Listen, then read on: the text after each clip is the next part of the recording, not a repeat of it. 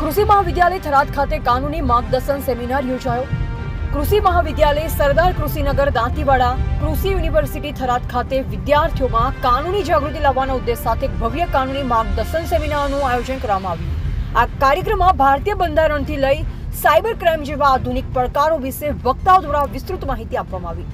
Seminar દરમિયાન ઉપસ્થિત વક્તાઓએ વિવિધ કાનૂની પાસા પર પ્રકાશ પાડ્યો, જેમાં ભારતીય બંધારણ અને ફરજો, બાળમજૂરી, પોક્સો એક્ટ 2012, સાયબર ક્રાઇમ, મહિલા સેફટી, મહિલા હેલ્પલાઇન 181, બાળ લગ્ન અટકાવવા તેમજ નાલસા દ્વારા જરૂરિયાતમંદ નાગરિકોને મળતી નિઃશુલ્ક કાનૂની માહિતી અને સહાય વિશે પણ વિદ્યાર્થીઓને માહિતી આપી માહિતગાર કરાયા। આ કાર્યક્રમમાં વિવિધ ક્ષેત્રના નિષ્ણાંતોએ હાજરી આપી વિદ્યાર્થીઓને કાનૂની માર્ગદર્શન પૂરું પાડ્યું, જેમાં તાલુકા કાનૂની સેવા સમિતિ થરાદ કોર્ટમાંથી પધારેલ પીએલવી વક્તા શૈલેષકુમાર ધુમડા, મહિલા હેલ્પલાઇન 181 ના કાઉન્સિલર બિનલબેન વણકર, થરાદ પોલીસ સ્ટેશનમાંથી પધારેલ PSI DK Chauhan, head constable Khemiben તેમજ સી ટીમની બહેનો હાજર રહી।